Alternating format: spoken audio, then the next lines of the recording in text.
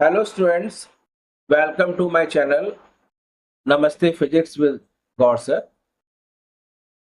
कुछ स्टूडेंट्स की क्वेरीज आ रही है कि सर हम कुछ अपने क्वेश्चंस हैं वो पोस्ट करना चाह रहे हैं, तो हाउ कैन दे पोस्ट। तो उसमें मैंने पोस्ट में बता भी दिया है और मैंने अपनी माई कम्युनिटी ओपन रखी है फॉर पब्लिक। तो स्टूडेंट्स क्या कर सकते हैं कि मेरे सब्सक्रिप्शन जिन्होंने सब्सक्राइब किया है वो सब्सक्रिप्शन में जाकर मेरा जो लोगो है physics with Gaur sir with नमस्ते का जो सिंबल है उसको प्रेस करेंगे। फिर माई कम्युनिटी में जाएंगे। माई कम्युनिटी जाने के बाद फिर है what is on your mind. तो what is on your mind को जब आप प्रेस करेंगे तो वहां पर आप अपने मोबाइल पर जो भी स्क्रीनशॉट्स हैं क्वेश्चंस के स्क्रीनशॉट रखिए और इन स्क्रीनशॉट्स को आप अपलोड कर दीजिए। ठीक है, ये मैंने वहां पर माई कम्युनिटी में बता भी दिया है। तो this is very important part जो बच्चे बार बार पूछ रहे हैं मुझसे। तो चलिए, हम रे ऑप्टिक्स कर रहे थे और इसमें टोटल इंटर रिफ्लेक्शन हम कर चुके हैं। अब उसके आगे चलेंगे। और जो आज ही जिन्होंने ज्वाइन किया है उनके लिए मैं बता दूं कि मैंने अपना एक प्लेलिस्ट बनाई हुई है रे ऑप्टिक्स की। तो बच्चे उस प्लेलिस्ट से सारे वीडियोस को देख सकते हैं। और सबसे इम्पोर्टेंट पार्ट ये है कि बच्चे आप वीडियो देखकर अपने नोट्स बनाएं और उसको लिखें। लिखने का बहुत इंपॉर्टेंट है, क्योंकि और क्वेश्चंस मैं कैसे करा रहा हूँ उसको भी जरा ध्यान से देखिए। चलिए, गो टू द लेक्चर। तो ये सब मैंने आपको टोटल इंटरफ्रेक्शन में करा दिया। अब हम रिफ्रैक्शन थ्रू स्फेरिकल सरफेस करेंगे। यस, लिखिए। अब स्फेरिकल सरफेस से रिफ्रैक्शन करना है तो उसमें थोड़ा थोड़ा सा आपको पता होना चाहिए। वैसे तो पता है स्फेरिकल सरफेस। यहाँ पर ट्रांसपेरेंट होगा, एक्चुअली में हमने स्फेरिकल सरफेस मिरर में किया है। इधर हम ले रहे हैं बच्चे ट्रांसपेरेंट लेंगे। जैसे आपके पास एक सरफेस ये है, ये दिस सरफेस।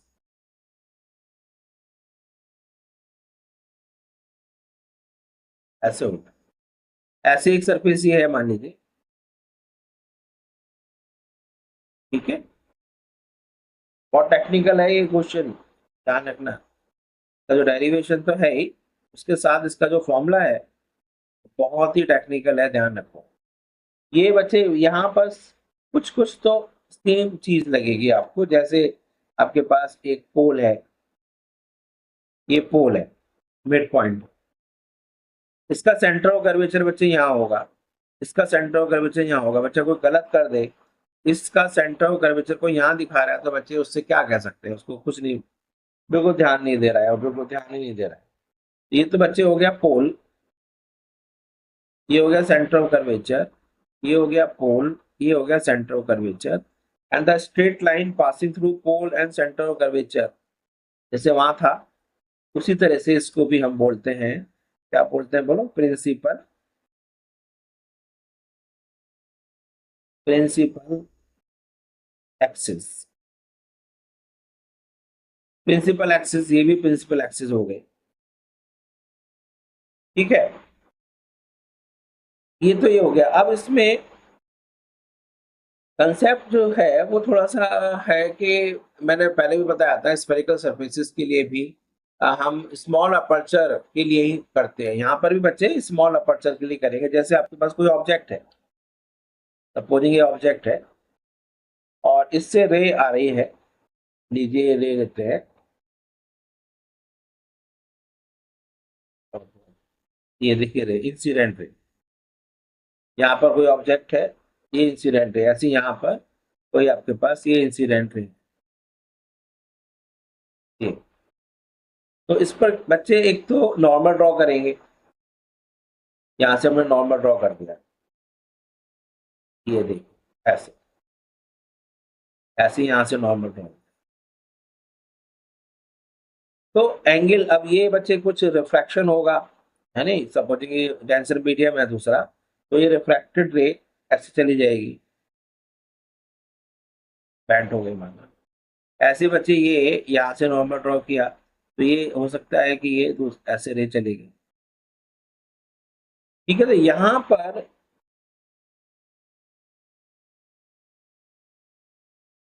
ये देखो, तो यहाँ कुछ एंगल बन रहे हैं, जैसे आपके पास एंगल ऑफ इंसिडेंस दिख रहा है आपको कहीं?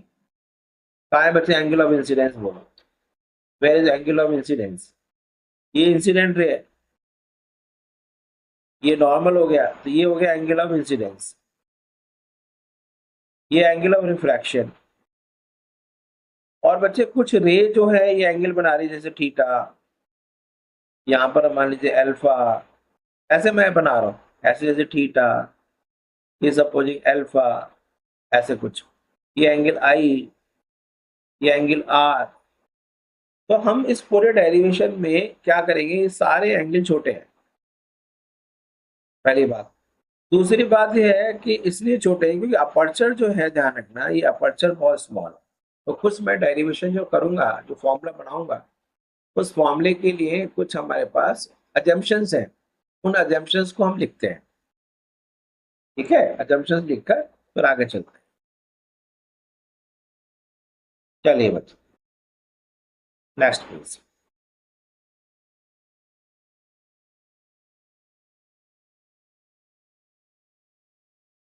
assumptions in the derivation.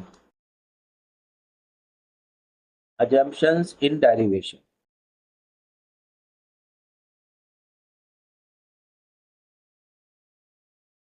Assumptions क्या क्या है?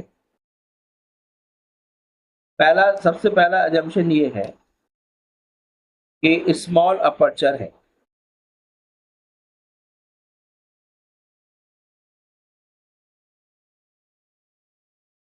ठीक है, दूसरा जो है आपके पास पॉइंट ऑब्जेक्ट है, ऑब्जेक्ट है वो पॉइंट ऑब्जेक्ट है ऑन प्रिंसिपल एक्सिस।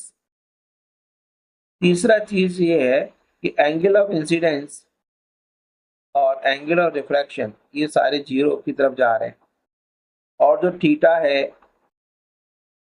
अल्फा है, ये सारे यानी जो भी रेज हैं वो प्रिंसिपल एक्सिस से जो एंगल बना रही हैं वो बहुत छोटे हैं। तो इससे क्या होता है कि बच्चे साइन आई, आई हो जाएगा, साइन आर, ये भी आर हो जाएगा, साइन थीटा या टेन थीटा, ये आपके थीटा हो जाएंगे। मैंने उस दिन बता भी रहा था आपको कि हमारे फिजिक्स में साइन थीटा और sine theta and tan theta सब थीटा हो जाते हैं, क्योंकि जब थीटा टेंड्स टू जीरो तो साइन थीटा थीटा होता है और कॉस थीटा वन होता है, वहां मैंने लिखा है जैसे टेन अल्फा, ये सब आपके अल्फा हो गए। ये अजम्पशन है हमारे जो डेरिवेशन में जरूरत पड़ेंगे आप। ठीक है, ये अजम्पशन कर लिया। स्मॉल अपर्चर है, पॉइंट ऑब्जेक्ट है, और ये सारे एंगल बहुत छोटे हैं। The angle made by rays with principal axis, जो एक्यूट एंगल्स है वो छोटे हैं, और दूसरा आपके पास एंगल ऑफ इंसिडेंस और एंगल ऑफ रिफ्रैक्शन भी बहुत छोटे हैं। चलो अब हम डेरिवेशन करते हैं।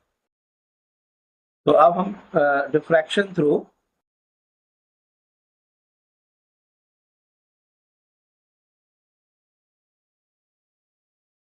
Refraction through convex, refraction through convex spherical surface से करते हैं।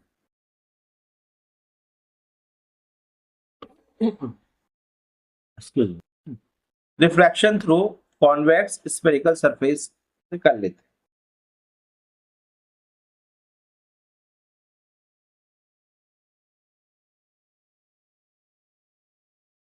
चलिए, अब जैसे वहां मैंने बनाया बिल्कुल दोबारा डायग्राम बनाएंगे। चलिए, ये हमने डायग्राम बनाया, कन्वेक्स सरफेस ले, कॉन्वेक्स सरफेस ले रहे हैं, ये रहे कॉन्वेक्स, ये इसका प्रिंसिपल एक्सिस है।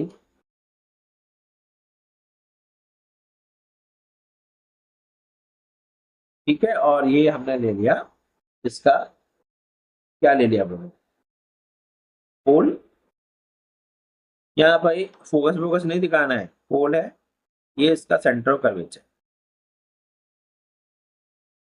ठीक है, ये हो गया पोल और वो हो गया सेंटर ऑफ कर्वेचर, इसको हम लिख देते हैं। पोल ये है एंड सेंटर ऑफ कर्वेचर ये। ऑब्जेक्ट बच्चे ये रहा, ये ऑब्जेक्ट भी, this is an object pole.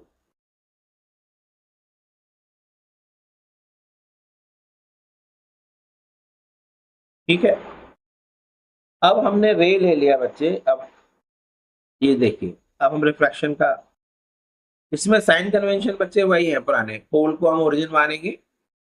Sign convention में लिख देता हूँ, साइन कन्वेंशन सेम है, इसमें कुछ ज्यादा दिमाग नहीं लगाना है। Same kind sign convention, same sign conventions.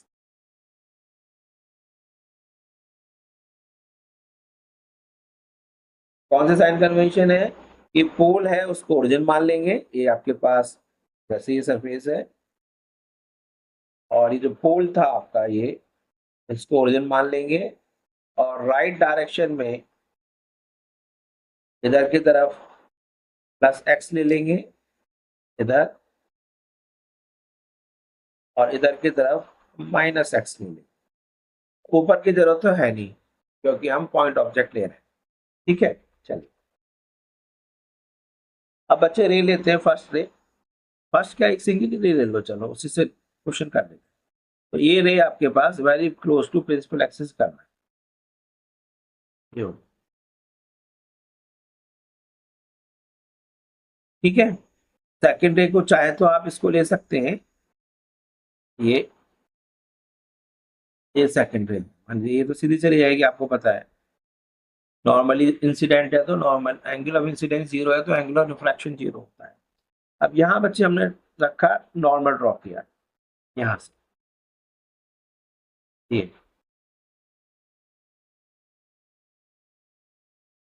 ये नॉर्मल ड्रॉ हो गया, ये नॉर्मल ड्रॉ कर। ठीक है, ये नॉर्मल ड्रॉ हो गया। अच्छा, ये पॉइंट मान लीजिए ए ले लेते हैं, चलो दिस इज ए पॉइंट, ये ए पॉइंट हो गया, ए पॉइंट। अब देखो यहाँ पर हमने मान लिया μ1, यहाँ हमने मान लिया μ2।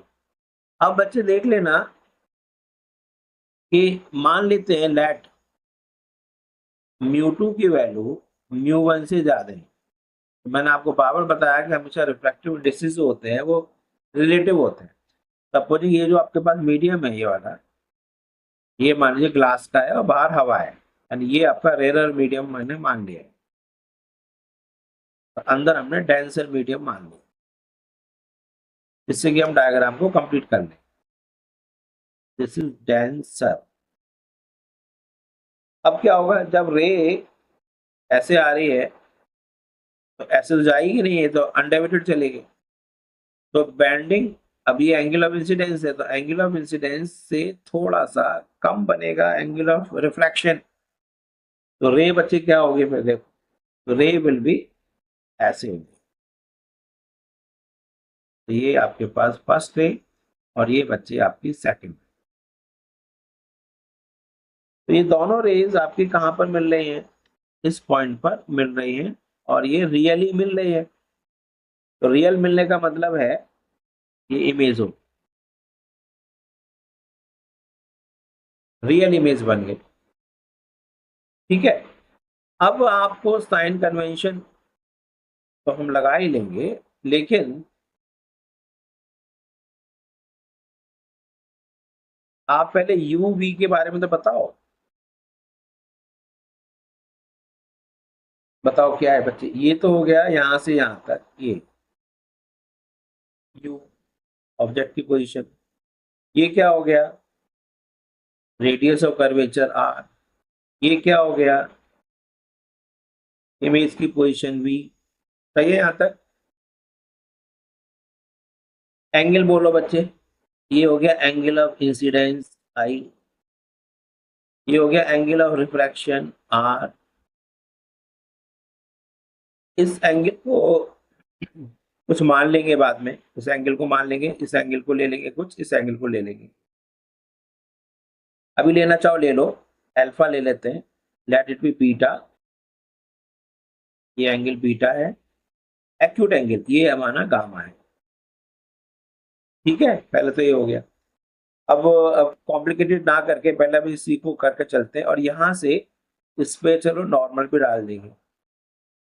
तो चलो बाद में डाल लेना, अभी रुक जाओ। पहले आपको सबसे पहला स्टेप्स फिक्स है इसमें, इसमें स्टेप्स फिक्स होते हैं। सबसे पहला स्टेप ये है कि आपको यहाँ पर स्नेल्स लॉ लगाना है। ठीक है, ये लगाते हैं, लगाइए Snell's law. Snell's law at A,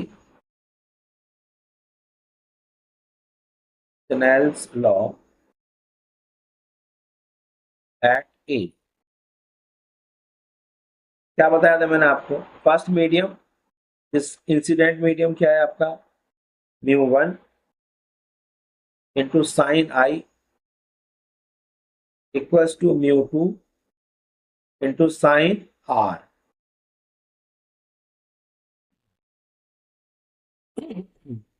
μ1 sine i, μ2 sine r. अब मैंने जो अजम्पशन किया था वो क्या है, साइन आई को आई ले लेंगे, साइन आर को आर ले लेंगे। ठीक है, तो फर्स्ट स्टेप आपका ये हो जाएगा कि μ1 क्या हुआ बोलो, इससे क्या आ गया, इससे आ गया μ1 into i equals to μ2 into r. ये बच्चे फर्स्ट इक्वेशन बनी, इक्वेशन नंबर 1। अब सेकेंड स्टेप में क्या करना है आपको कि आई और आर की वैल्यू निकालनी है in terms of alpha beta gamma. अब बच्चे ट्राइंगल देख लो जरा। अब आप एक ट्राइंगल ये देख लो, see this triangle, this one. चलो ये ले लेते हैं, एक ट्राइंगल ये लेते हैं, ये वाला ट्राइंगल। इस ट्राइंगल में क्या दिख रहा है आपको, ये ट्राइंगल के अंदर आई जो है बच्चे एक्सटीरियर एंगल है, this will sum of two interior angles. एक बच्चे ले लेना ये वाला ट्राइंगल, दिस वन, ये दिख रहा है। मॉडिफाई बड़ा कर दूं, मैग्नीफाई करके देखता हूँ। एक ट्राइंगल हमने लिया ये वाला, और एक ट्राइंगल ले लेना है ये वाला। इस ट्राइंगल के अंदर आई जो है वो एक्सटीरियर एंगल है, इस sum of alpha plus beta, और इस ट्राइंगल के अंदर बीटा एक्सटीरियर है, that is sum of r plus gamma. R और आई की वैल्यू निकालनी है in terms of alpha beta gamma, बस ये ध्यान। करेक्ट है? ठीक है, इसको मैंने हाईलाइट बड़ा मैग्नीफाई करके दिखाया। चलो बच्चे अब इसको लेते हैं, ये ट्राइंगल ही आप देख लो, बस ट्राइंगल को हम लेके चलते हैं, चाहे आप चाहो तो ट्राइंगल को निकाल के ले चलते हैं। ठीक है, इन ट्राइंगल को निकाल के ले चलते हैं। ये लो जो ट्राइंगल ट्राइंगल ट्राइंगल ट्राइंगल, ये लोगी ट्राइंगल। सही है इतना, ये लेके चलते हैं न्यू पेज पे, यहाँ। अब इससे आपको परेशानी नहीं आई। चलो बच्चे ये लो, ये मैं आपको ले आया।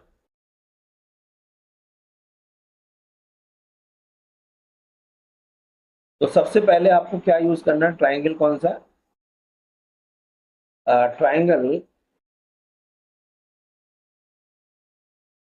कौन सा था बोलो, ये रहा, ए ओ सी, triangle A O C. Triangle A ओ सी हम यूज कर रहे हैं, तो एंगल आई जो होगा that will be equal to alpha plus beta. ये हो गया इक्वेशन नंबर, चलो वहां फर्स्ट लिया था हमने, इसको आप छोटा फर्स्ट है ट्राइंगल। एक ये ट्राइंगल लिया मैंने, ये ए सी आई, ट्राइंगल ए सी आई। इसमें जो बीटा है वो बच्चे एक्सटीरियर एंगल है, sum of two interior angles. Beta is equal to r plus gamma. बच्चे आर और गामा में जरा अंतर हो रहा है नहीं, देखो ये मेरा गामा है, ये मेरा आर। तो अब इससे सेकंड से आर की वैल्यू कितनी आ गई, r is equal to beta minus gamma. ये आ गया आर और ये हो गया आई। अब जो पहली इक्वेशन थी, इक्वेशन फर्स्ट क्या है कि mu one i is equal to mu two r, इसमें रख देते हैं। Equation one becomes, equation one क्या बन जाएगी कि mu one into i is equal to mu two into r. I की वैल्यू है बच्चे alpha plus beta and r की वैल्यू है बीटा माइनस गामा। सही, ये हो गया इक्वेशन नंबर टू। अब नेक्स्ट स्टेप क्या है कि अल्फा बीटा बीटा गामा इन सबको आपको हटा देना है। देखो कैसे करेंगे। अब यहां से बच्चे इस पर डाल देते हैं नॉर्मल, ये जो यहां से नॉर्मल है, ये हो गया एन। इसको मैं एन लिख देता हूँ, ये लो यहाँ एन लिख, ये मैंने नॉर्मल है। तो अब हमें यूज करना है टेन अल्फा। मैंने क्या बताया था, टेन अल्फा का मतलब है अल्फा इक्वल्स टू, सिमिलरली बच्चे tan beta is equal to beta equals to tan gamma equals to gamma equals to. चलो बच्चे ट्राइंगल ले लेते हैं टेन अल्फा लेने के लिए, ये वाला triangle. Tan alpha is equal to A N upon O N, A N upon N O. अब मैंने बताया था अपर्चर बहुत छोटा है ये, जब ये अपर्चर छोटा है तो बच्चे यहाँ से नॉर्मल जरा देखो ना, अपर्चर जैसे इतना बड़ा अपर्चर है, सी दिस। यदि रे बच्चे यहाँ आ रही है तो इसमें जब नॉर्मल ड्रॉ करेंगे, देखो बच्चे ये एन है, ये पी है, तो काफी डिस्टेंस होगा। यदि मैंने इसकी रे को बहुत पास मान लिया होता, यदि ये देखो यहाँ है, अब इस पर नॉर्मल ड्रॉ करें, देखो ये नॉर्मल जो आपका आ रहा है, this normal is very close to P. ये मैं बता रहा था आपसे कि स्मॉल अपर्चर का फायदा ये है कि N is very close to P, है नहीं, लेकिन जो एन है, बट एन जो है बच्चे is approaching to P, almost N और पी कोइंसाइड कर रहे हैं। तो बच्चे इसकी जगह, एन की जगह आप रख देना पीओ, रख देना इसकी जगह रख देना पीओ, एन की जगह पीओ, इसको चाहे ऐसे रखा है दो। सिमिलरली tan बीटा बोलो बच्चे, tan beta is equal to A N upon N C, A N upon N C, और एन की जगह मैंने बताया पी रख देना नीचे वाला, पी सी।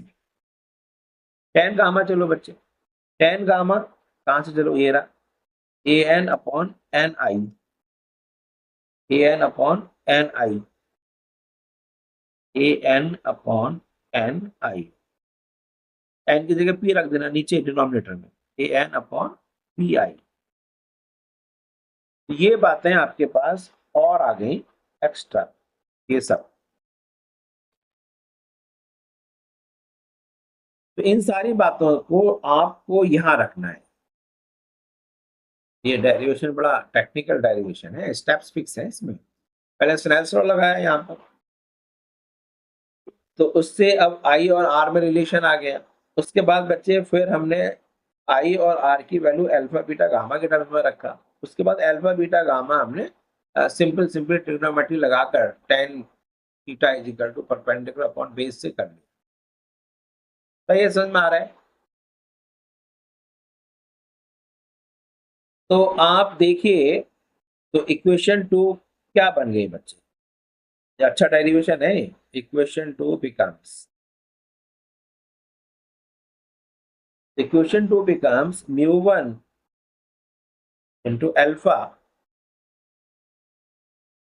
अल्फा क्या है? an upon P O plus an upon P C equals to mu2 times an upon minus an upon beta में आ गया बच्चे पीसी और गामा में आ गया पीआई। अब बच्चे दोनों तरफ क्या चीज कैंसिल हो रही है वो आप कैंसिल कर दें। an कैंसिल हो रहा है। अब फिर दोबारा लास्ट हमारा क्या है स्टेप? लास्ट स्टेप ये होगा कि ये have to use sign convention. Sign convention क्यों यूज कर रहे हैं? वहां जैसे मैंने बताया था स्फेरिकल मिरर्स में, यदि आप साइन कन्वेंशन यूज नहीं करेंगे डेरिवेशन में तो आपको डिफरेंट फॉर्मूले आएंगे फॉर स्फेरिकल सरफेसेस, कॉन्वेक्स के लिए अलग, कॉनकेव के लिए अलग। ऐसे यहाँ पर भी reflection through convex spherical surface हो सकता है, reflection through concave spherical surface हो सकता है। तो हमें सेम फॉर्मूला लेने के लिए हमें यहाँ पर साइन कन्वेंशन यूज करना है। और आप मुझे बताइए साइन कन्वेंशन में मैंने वहां लिखा था ये पोल को तो ओरिजिन मान लेंगे, ये डायरेक्शन इधर की तरफ पॉजिटिव, ये पॉजिटिव एक्स हो गया, इधर की तरफ नेगेटिव एक्स हो गया।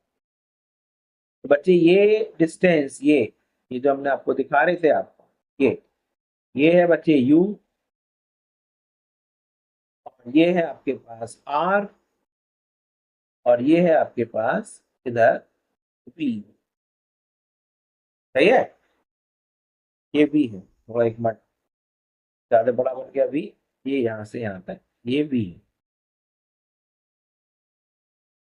तो आपको अब जो पीओ है उसको u लिखना है विद साइन माइनस, पीसी को बच्चे r लिखना है with sign plus, and P i को लिखना है v यानी पॉजिटिव v। अब आपको यूज साइन कन्वेंशन कर लेना। नेक्स्ट स्टेप ले ले, नेक्स्ट पेज पर ले जाए क्या, यानी ये हमारा नेक्स्ट पेज पे लेके चलेगा।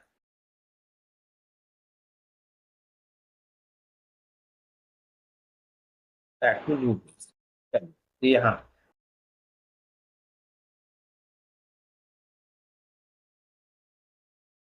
तो इसको बच्चे आप यहाँ रख ले, करते हैं इसको।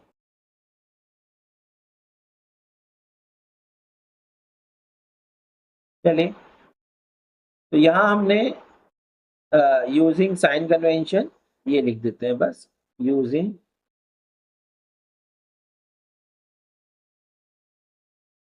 Sign conventions.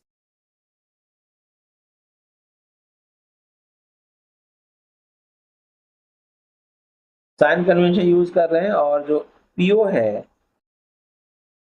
ये हो गया बच्चे माइनस के यू, पीसी क्या हो गया प्लस के आर, पी आई क्या हो गया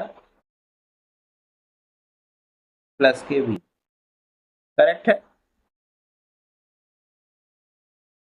तो इन सब वैल्यूज को पुट करते हुए आपके पास बन गया म्यू1 टाइम्स 1 अपॉन माइनस के यू प्लस के 1 upon r equals to mu two times 1 upon plus के आर माइनस के 1 अपॉन प्लस के वी। आर वाली टर्म्स एक तरफ रखना और रिमेनिंग अलग रखते हैं। तो क्या बन गया बच्चे देखो, तो म्यू1 ये बन गया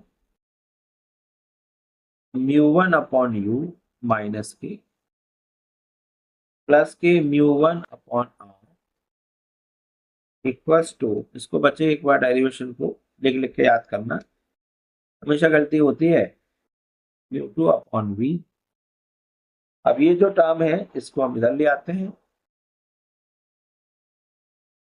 और इस टर्म को इधर ले जाते हैं। ये बन गया आपका μ2/v minus μ1/u is equal to μ2 minus μ1/r। अच्छे छोटा फॉर्मूला मत याद करना, फिर मैं बता रहा हूं। यदि आपको रे ऑप्टिक्स के क्वेश्चंस ठीक करने हैं तो आप जो रॉ फॉर्मूला है, कच्चा जो फॉर्मूला है उसको आपको करना है, रिफाइंड फॉर्मूले मत करो, क्योंकि यहाँ पर ऑल्ट्रेशन करना है, मॉडिफिकेशन करना है डिपेंडिंग अपॉन द सिचुएशन। अब मैं इसको और फॉर्मूला जो बना है उसको याद करना है। कैसे याद करना है उसके लिए आपको कंसेप्ट देता हूँ। देखो पहले आप ये मुझे बताओ, पिछले चैप्टर इसमें टॉपिक में और पीछे चलते हैं, चलो यही चलो। ये बच्चे ऑब्जेक्ट है, तो ऑब्जेक्ट μ1 क्या है? फिर μ1 जो है ये ऑब्जेक्ट मीडियम है। इंसिडेंट रे मैंने पहले दिन बताया, फिर मैं बता रहा हूँ। फर्स्ट डे का बच्चे लेक्चर जिसने देख लिया उसको सारा समझ में आ गया। इंसिडेंट रेज है तो ऑब्जेक्ट होगा, फाइनल रेज है चाहे वो कन्वर्जिंग हो या डाइवर्जिंग हो, इमेज बनेगी। इंसिडेंट रेज यदि डाइवर्जिंग है तो इसका मतलब रियल ऑब्जेक्ट है, तो रियल ऑब्जेक्ट हो गया। फाइनल रेज यदि आपके पास कन्वर्जिंग हो रही है तो ये रियल इमेज बन गई। चलो यहाँ रियल इमेज बनी हुई है। अब आपको μ1 जो है वो ऑब्जेक्ट मीडियम है, ऐसे याद रखना है। रिफ्रैक्टेड रेज जिस मीडियम में जाती हैं, चाहे वहां कन्वर्ज करें या ना करें, तो ध्यान रखना ये जो है आपके पास इमेज मीडियम है, तो ऐसे याद रखना है। तो u के ऊपर क्या है, कैसे याद करना है? v के ऊपर क्या है? Image medium. तो image medium upon image position minus object medium upon object position is equal to image minus object upon r। ऐसे करते हैं, लेकिन कुछ लोग इसको सिंप्लीफाई भी कर लेते हैं। चलो कर सकते हो, कोई बात नहीं। μ1 से डिवाइड कर देते हैं, μ2 अपॉन μ1। यदि μ2 से आप μ1 से डिवाइड कर रहे हो तो μ2 अपॉन μ1 अपॉन v माइनस के 1 upon u is equal to, ये हो गया बच्चे μ2 अपॉन μ1 माइनस 1 अपॉन r। तो इसको आप क्या लिखोगे? म्यू लिख दे, एक्चुअली में 1 μ2 है ये, तो लोग इसको म्यू अपॉन v लिख देते हैं माइनस 1 अपॉन u। मैं अभी भी मना करूंगा कि आप ऐसे ना करें, ऐसे लिख देते हैं। तो यार म्यू जो है ये पता होना चाहिए, ये नहीं पता कि म्यू क्या है। भैया म्यू है 1 μ2 अपॉन μ1, या इसको लिखते हैं 1 μ2। क्लियर हो गया बच्चे? नहीं